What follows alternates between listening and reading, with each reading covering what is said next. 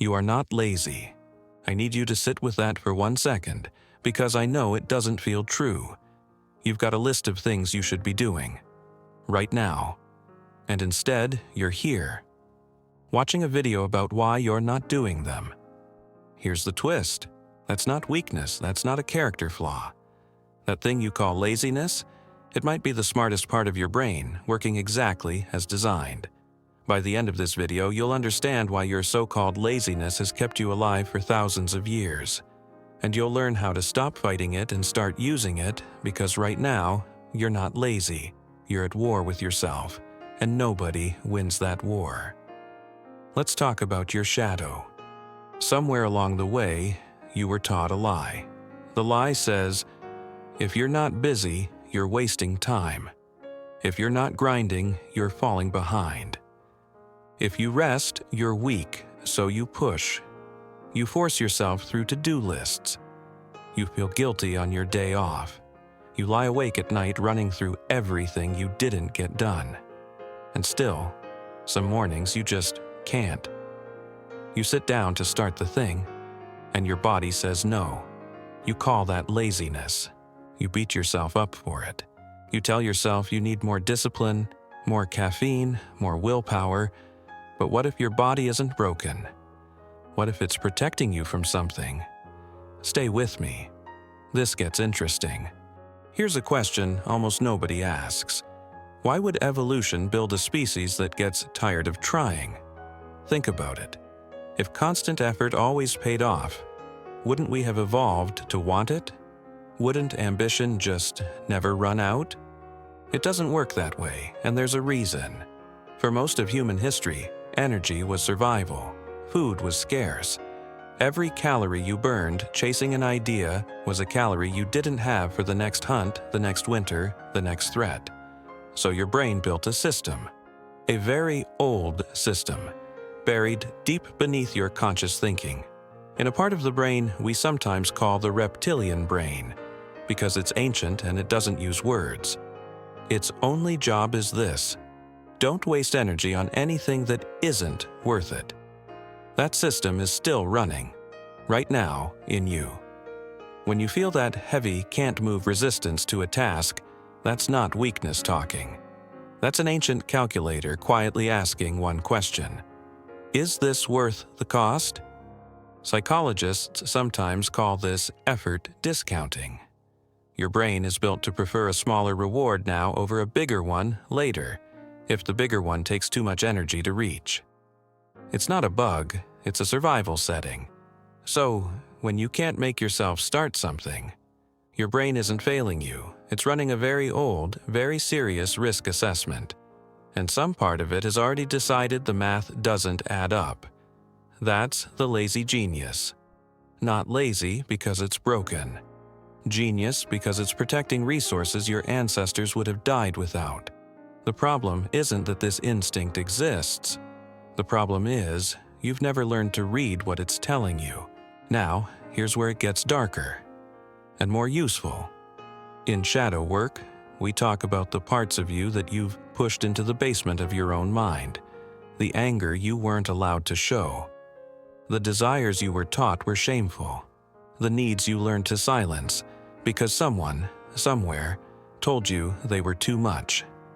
Your resistance to effort often lives in that same basement, because somewhere along the way you learned that rest was dangerous. Maybe a parent only loved you when you were achieving. Maybe you got praised for being the responsible one, the hard worker, the one who never complained. So you built an identity on top of constant output. But underneath that identity, your shadow kept score. It noticed every time you pushed through exhaustion to please somebody else. It noticed every time you said yes when your whole body screamed no. And slowly, quietly, it started fighting back. Not with anger, with paralysis. This is the part almost nobody tells you. Procrastination is often the shadow's revenge. It's the buried part of you finally refusing to keep performing for an audience that never even asked for the performance. So, when you can't start the project, when you scroll instead of work, when you feel that thick, heavy resistance, Ask yourself something uncomfortable. Who am I actually doing this for? If the honest answer is someone else's approval, you've just met your shadow. And it's not being lazy, it's on strike. Let's get precise here, because not all stillness is the same. There are two very different things hiding under the same word, lazy. The first is avoidance lazy. This is fear wearing a disguise. You're not resting, you're hiding. Maybe you're scared to fail publicly.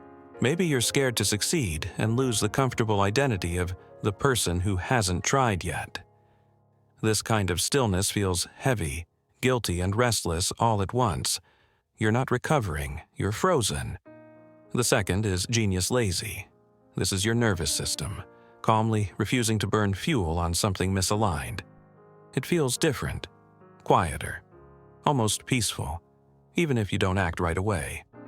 It's not panic, it's a slow, wordless, not this. Here's the test almost nobody uses. Ask your body one question. If I truly, deeply believed this task mattered and nobody was watching, and I couldn't fail, would I still not want to do it? If the honest answer is yes, even then you're not lazy, you're misaligned.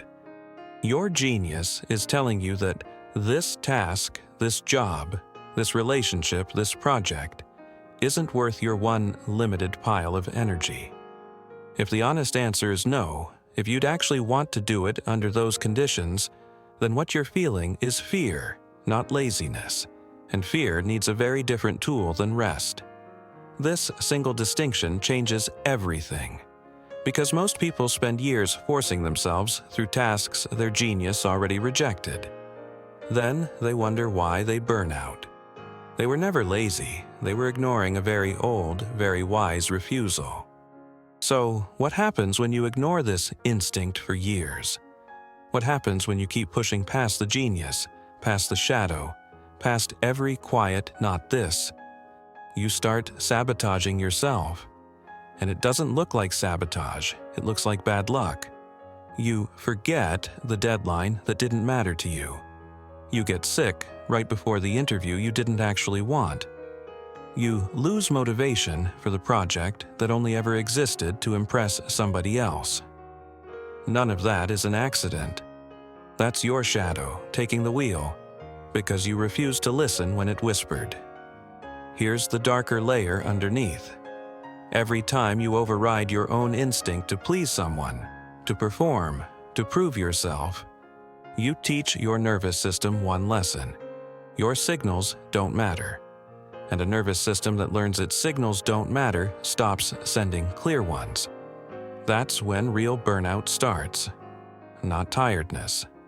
A kind of fog where you can't tell anymore what you actually want versus what you think you're supposed to want. You start envying people who just do the work. You start resenting people who rest without guilt. That envy is data. It's the shadow pointing at exactly what you've denied yourself. And here's the part that stings the most. The longer you ignore the lazy genius, the louder it gets.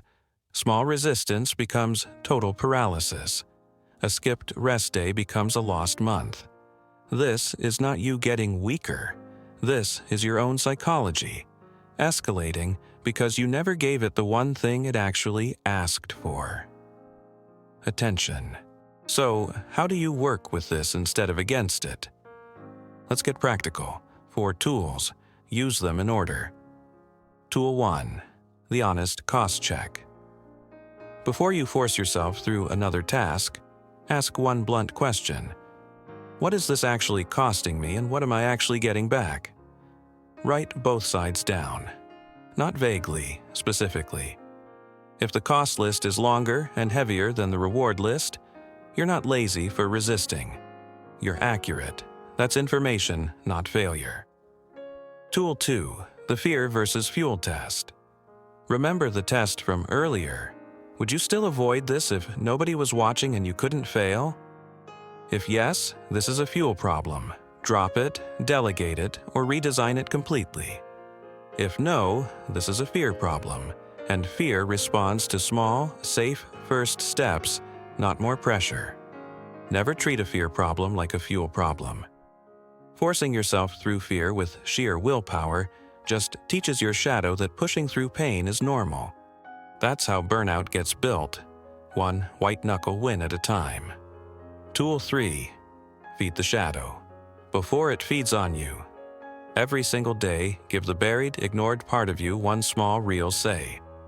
Ask yourself, out loud if you have to, what do I actually want right now? Not what you should want. Not what looks good, what you want. Then, when it's safe to do so, give it a little of that. 10 minutes. One small yes. This is how you stop the shadow from having to sabotage you to be heard. You start listening on purpose in small doses before it has to scream. Tool 4. Redefine rest as maintenance, not failure. Stop treating stillness as the opposite of progress. Athletes don't see recovery days as laziness. They see them as the thing that makes the next push possible. Start scheduling rest the way you'd schedule a meeting. Not earned through guilt. Built in on purpose like fuel in a tank. Do these 4 things consistently and something strange happens. The heavy, guilty, can't move resistance starts to fade. Not because you forced it away, because you finally stopped needing it as a defense. Here's the identity shift I want you to walk away with today. You were never the lazy one. You were the one carrying an old, wise, deeply protective instinct in a world that punishes you for listening to it. Every person you've ever envied for just doing the work effortlessly, they're not more disciplined than you. In most cases, they're simply doing something their own genius has already approved. The effort doesn't feel heavy because the cost-benefit math already checked out deep in that old animal brain. Your job was never to become someone who can force through anything. Your job is to become someone who finally listens before forcing anything at all. That is the real unlock. Not more grit, more alignment. When what you're doing actually matches what your deepest instincts already value, the thing you used to call laziness quietly disappears. It was never against you. It was only ever against the wrong task, for the wrong reasons, at the wrong cost. So here's what I want you to do in the next 24 hours. Pick one task you've been avoiding. Just one. Run it through the test. Ask if you'd still resist it, even if no one was watching and you couldn't fail. Whatever answer comes up, trust it. That's not your weakness talking. That's your lazy genius, finally getting a word in. If this helped you see your own resistance differently, stay close. Next time, we're going into the darkest room in the shadow self, the buried anger you were taught to smile through, and what it's quietly been costing you. Until then, stop fighting your instincts. Start listening to them. I'll see you in the next one.